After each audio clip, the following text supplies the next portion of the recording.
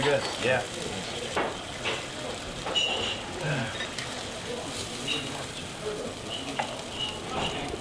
Do you need plate? Nope. Oh, is that plate? Let's keep Oh, let's go. We could probably go to the next one, yeah. First experiences in Japan. We kind of talked about that a little bit. Yeah. Yeah. I was culture shocked. I remember Matt and I first landing in Narita. Our ride wasn't there. Our right? ride didn't show up for about an hour, and we didn't have any phone numbers. We to couldn't. call. We couldn't figure out how to work the phones because we didn't know any of it. We're like, what am I doing? So we were wandering around the airport, scared to death. 2 because hours? We're like, what are we doing? Where is our ride? I remember at that point I was like, What's I want to this get on a line plane and go home. Like, Yeah. we were young kids though. You know? I was 20.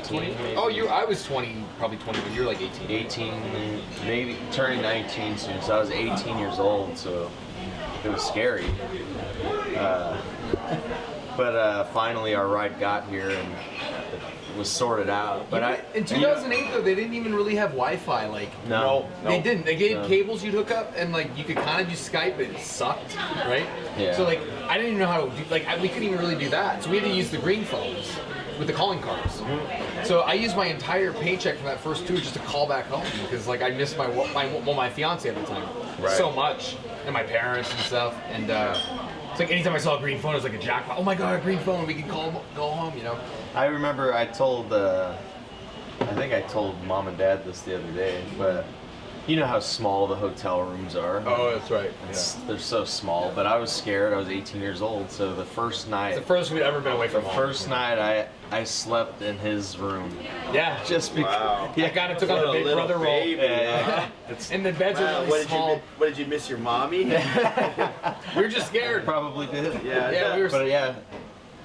Impressions about Japanese pro wrestling, past and present. Oh yeah. Okay. Too stiff, man. Yeah.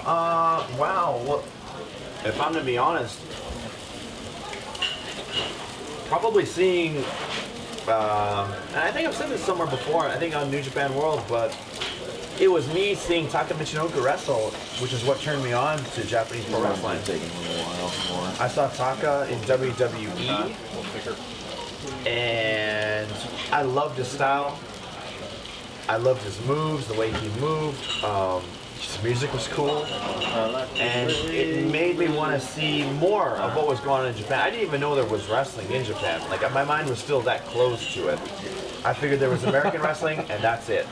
Because even at that time, they didn't really use foreign wrestlers. So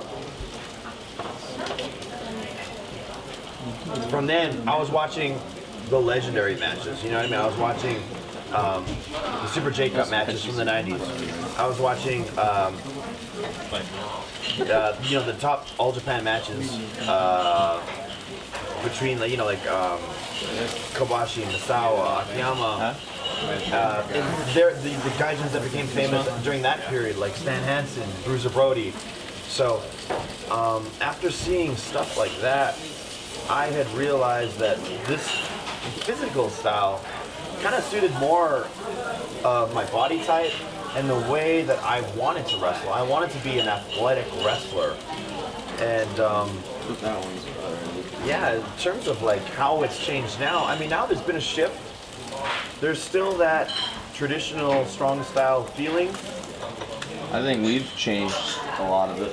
Right. Guys like us, the foreigners. I think the first wrestling we watched was in Japan. Oh, It was FMW with, Yep. with Hayabusa, and I remember watching Mike Awesome even come out here. he was awesome. Right. And Tiger Mask and Dynamite Kid. Right. That was my first, And of probably course, my first Liger. experience of watching Yeah, anything. those from Japan. guys. And you had Liger and Chris Benoit and Eddie Before- Guerrero. Yeah. Current state of Bullet Club after the G1. Current state of the Bullet Club after the G1. Okay, if we're going to talk about after the G1, I think pretty you. good. I think you saved the Bullet Club winning the G1. To be honest with Put you. it back on the map. Thanks, Dave. The company tries to dictate what the people should like. Back in the day, we're talking like 2013, 14, yeah, the company was forcing Bullet Club down the throats of people. Hey, this is a cool thing. Look at us. we're the new hip thing. Wear our shirts. It's cool. And yeah, it worked. It became like a literally pop culture, right? Yep. People that didn't even like wrestling or know what wrestling was, know what the Bullet Club was, or know that the Bullet Club was something based out of Japan. Tori said that it's the most sold shirt in New Japan history. Yeah, they're wearing the Bullet Club shirt just because it's cool. It's a cool design, Everything runs its course, and of course the company has to find. I mean, they don't have to find, but they found something else to push. Yeah. And that was LIJ. Always looking for something. Yeah. And These are ready. I mean, the LIJ guys, they're very talented. Yeah, I mean, they're a collection of people that are very passionate about wrestling. They have a genuine chemistry together, and they really want their brand, Los Ingobernables de Japón. They want it to succeed, and that's important, because when you stop caring or become complacent, that's when your brand starts to stink, right? But we never stop caring. I mean, yeah, like we are the elite, but we're also Bullet Club members.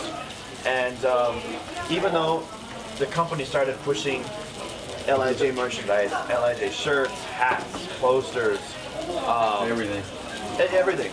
They're on all the posters. They're the biggest pictures on the posters. It's only obvious where the direction is going. Right. I mean, the company was pumping all their funds into that unit. And then they were doing elements of what we did, which was Right. funny and Yeah. flattering. And then they thought, okay, yeah, we'll just become the Bullet Club then. Yeah. And, you know what I mean? They Their became the group fist thing. Like, Yeah, they're doing the little group fist You might as well thing. just too sweet, right? right. Exactly. They're wearing black and white, just like Bullet Club is wearing black and white. But the mistake, I can't even say it's a mistake. There is no mistake when you go man to man up against someone. In the G1, you can't run and you can't hide. It's 1-on-1. True talent will be shown, and a lack of talent will be exposed. Right. I am not saying whatsoever that these guys are not talented. Right. They're great. Right. But the best in the world, the literal best in the world, is a Bullet Club member. You can't win that battle. Yeah, you're right. I killed it every night in the G1. You had, Naito, you had one match of the night during the G1. What do you think? Why do you think that is? Because I carried you. I said it. You're good, but you're not as good as me. You needed me. You needed everything that I brought to the table to elevate you to that status. And guess what, Naito? I can't wait when you thank me when we're up on stage accepting the Match of the Year trophy. Because I know we're going to win it. That'll feel good, huh? Yeah. A little prick. And we are all together all the time. I don't know if other groups spend as much time as we do, and if they're really close friends like Yeah, that. exactly. That's why the chemistry's there. The chemistry's there at dinner right now. It's there in the ring. It's there in the bus. And I don't know if these guys spend as much time as we do. I was about to say the same thing. We do everything together. Like Nick said, we have a group chat. And the group chat is literally called The Elite. We are, what is it? We are the best in the world. We are the best. Parentheses, we are the best. I really doubt LIJ has a freaking group chat. And that's why no one can compare to Well, what we after do. this, they will. We're all brothers, and we still talk to those guys too. They're our brothers too. Like, yeah, this is a family. You know, that's why Bullet Club's, I think, will go down as the most Dominant. popular group probably in wrestling Money-making, history. yeah. Money-making Unit in unit in wrestling yeah. history. Feelings when you heard about AJ Anderson Gallows I was shocked. leaving New Japan. I was shocked. Because I mean, when I heard a rumor when I was in America with you guys. That they were going to TNA. You know what I also thought though when AJ was leaving? I thought, you know what, this is Kenny's chance. I thought, Really thought that? yeah, I thought Kenny's gonna get elevated to a bigger position now because Yeah, AJ's I leaving remember. and Yeah. Kenny's naturally gonna be the guy that takes I over remember AJ's thinking role. that, yeah. And I remember thinking this will be good for all of us. Yeah. Because wherever Kenny goes, we go because we're a unit. We're the elite. Yeah. So I remember thinking, you know what, this is shocking and this is sad and I'm disappointed, but selfishly, this is gonna be good for our all of our careers.